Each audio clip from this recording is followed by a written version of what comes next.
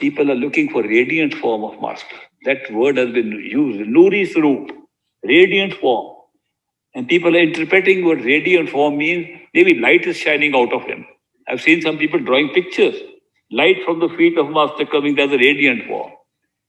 No, there's no sprinklers or lights coming from a form. That's not called a radiant form. It's called radiant form because it can be seen in the darkness. What can be seen in the darkness is radiant. We have watches that we can see in the darkness, they're radiant also. We are radiant too. When you are sitting in a completely dark room with your eyes closed, even with some pen on your eyes, your imagination can see things. How can they see if it's totally dark? Because your imagination can create the light necessary for the object to be lit up.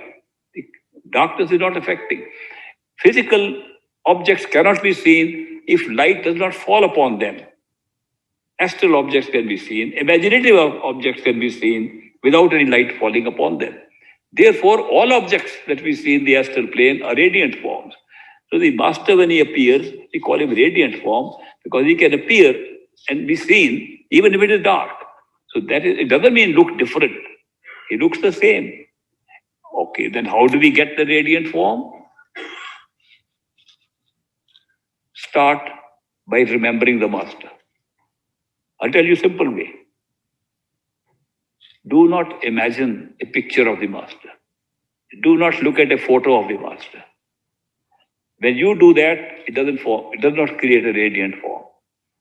Remember the form of the master and the experience with the master when you last saw. That means it's a memory. It's a memory to remember. You can always remember. You remember you saw the master walking, you saw the master talking. We can always remember an event like that, especially if it is not too old. If it's just a few months old, we can remember. A year old, we can remember. Beyond that, maybe a little difficult. But we can remember what the master looked like, what we saw. So start by using in meditation, closing your eyes, putting yourself third eye center. There, remember the form of the master. And the remembering of the master brings the image back. So when the memory of the master comes, that you saw him walking, and then you remember him walking again, if you are doing your meditation with attention on that, master will stop walking, turn to you and start talking to you. That was not part of what he did when he was walking. But when you remember him walking, in the middle, he continues his life inside you as if he is now still there and talking to you. That is actually the radiant form. So it's a simple practice that don't try to force yourself to see something. Remember, the memory of a perfect living master, of his face particularly, of his eyes and forehead. If you can remember, and always remember when you see a master, try to remember the eyes and the forehead. Because no negative entity, not even your mind, can reproduce it even by imagining. You can't even imagine the eyes of a master and the forehead of a master if he is not really there. That is why, if you can remember that, and it comes back to you, the memory comes back to you, master will start being alive from that point onwards inside. So the radiant form is not that difficult to get like most people think it is. Get that experience and hold on to that experience as long as you can while a master is still alive. Then for you, you'll find the passing away of a master physical body will never make you miss the master. You know master is already with you.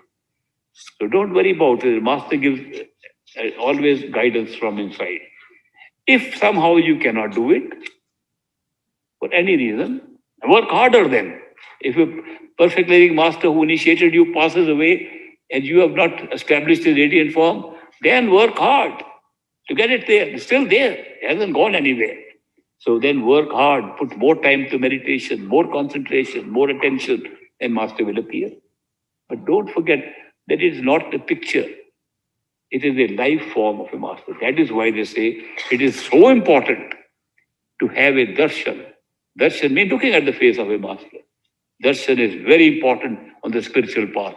Your connection with the master is established by looking at him.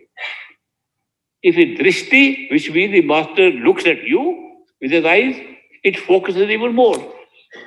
Darshan is something very important. According to great master, every time you have darshan of a master, it cuts down, reduces your karma. It's very difficult to get rid of karma.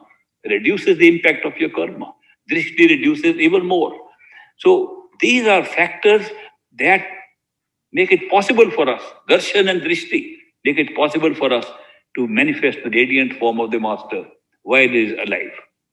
And therefore, I always recommend those who have living masters, please do so while he is alive. The master is alive, have his darshan.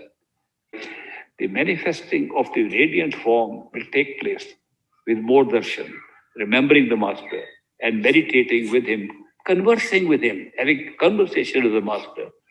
Don't make meditation a mechanical thing. Make it a contact with the master. Master's inside because he initiated you. Therefore, have a conversation with the master. If you can't see him on day 1 or day 2, you will see him sooner or later. And if you see him outside more often and remember, you'll see him more often. So that is why there is nothing that is lost. If still you can't see the master and you want guidance, then seek guidance from any other master.